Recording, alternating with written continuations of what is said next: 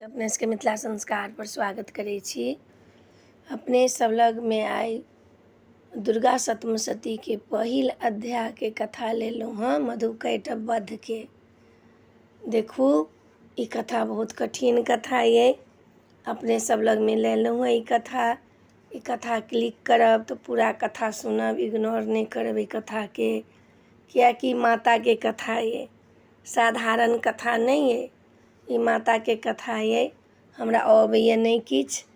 ई कथा लेलहुँ हँ, ई कथा के पूरा देखब, पूरा सुनब, हमरा कहब, कियाकि हमरो ई कथा नहीं अबैया, नहीं कहियो केने छी, लेकिन अपने सबके कृपा से, अपने सबके अनुरोध से अपने सब कहने छी। ताहि दुआरे माता दुर्गा सप्तशती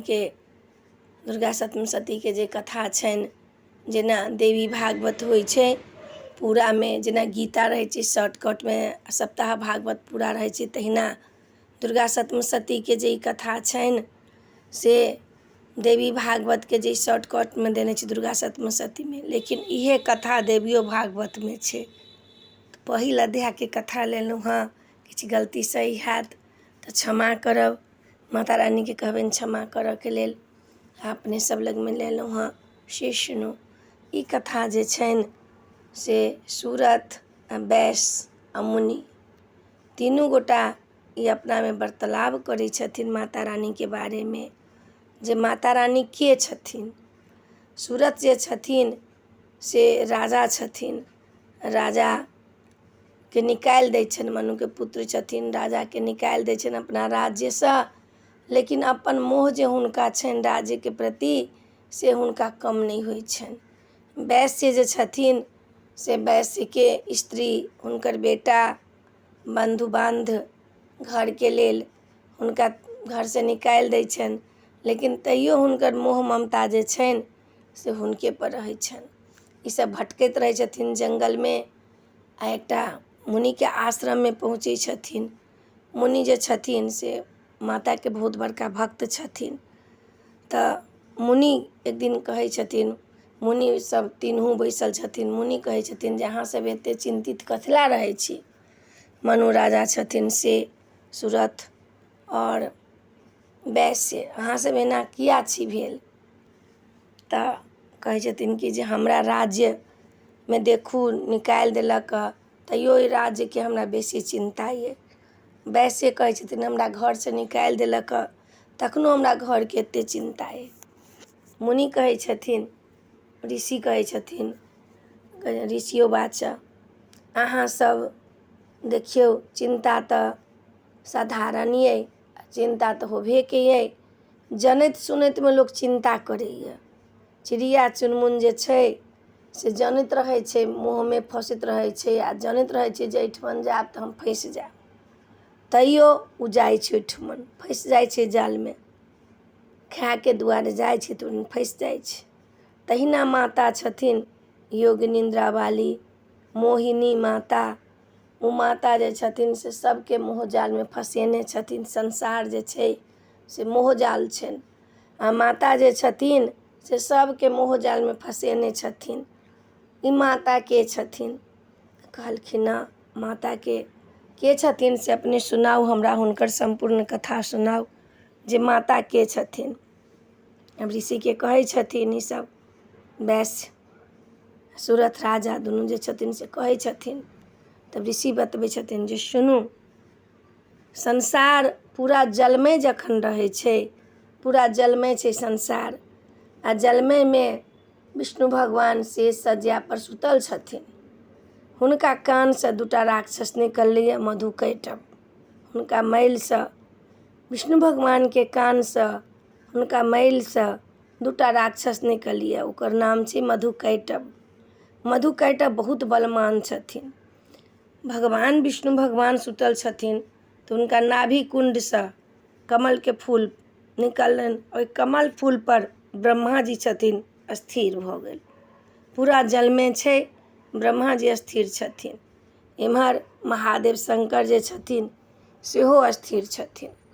आब मधुकैटभ जे निकलैया, मधुकैटभ की करै छथिन, ब्रह्मा जी के मारऽ ला दौड़ै छथिन, लाल आँखि कऽ कऽ, लाल डगडग कऽ कऽ हुनकर कमल के पंखुड़ी हिलबै छथिन, हुनका मारल दौड़ै छथिन। आब सब तरि जलमे छी, आब किनका कहथुन। भगवान विष्णु सुतल छथिन, हुनका कानसँ निकललैए। आब कोनी पाहैत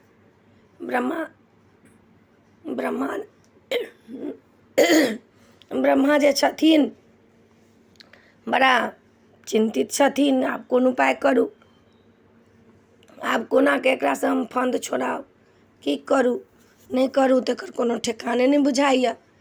आब हुनकर कमल जे छनि से हिलबै छथिन, मारला दौड़ै छथिन, चारू तरफ हुनका किछु नहि सुझै छनि।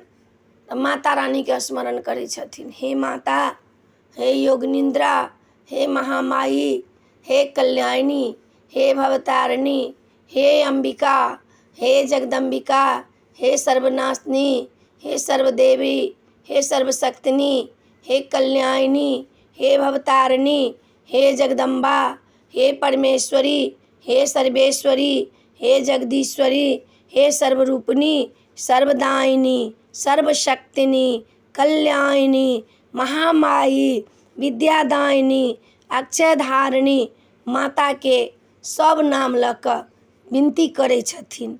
माता के कहै छथिन, हे माता योग निद्रा वाली मैया, अहाँ आउ और विष्णु के निद्रा तोड़ू और ई मधु कैटभ के भर्म में डालू। संसार जे छनि से माता के भर्म में छथिन, माया के जाल में छथिन। माया जे छनि से चारू तरफ फैलल छथिन, आ माया के जाल में संसार छै।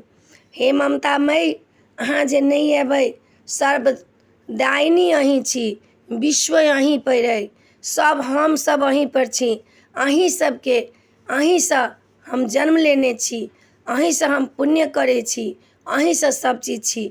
अहाँ योग निद्रा माया छी, महामाया छी, माता छी।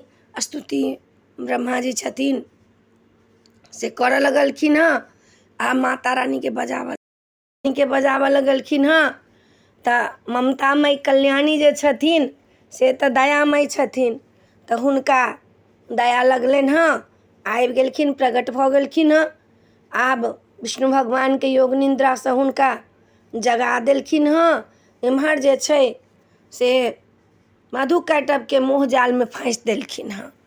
आब विष्णु भगवान से युद्ध होबऽ लगलनि हँ। 5000 वर्ष युद्ध भेलैए, कनि दिन नहीं, 5000 वर्ष युद्ध भेलनि हँ।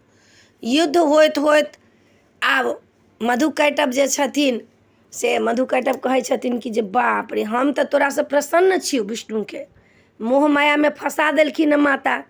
माते जे छथिन जे अहाँ सबके बेबस कऽ दै छथिन, माते जे छथिन निद्रा देवी छथिन, माता जे छथिन से मोह माया छथिन, माता जे छथिन काम देबऽ वाली छथिन, माता जे छथिन कर्मदायिनी छथिन, माता जे छथिन योगदायिनी छथिन, माता जे छथिन भवसागर से पार करऽ वाला छथिन, माता जे छथिन सबके कल्याण करऽ वाला छथिन।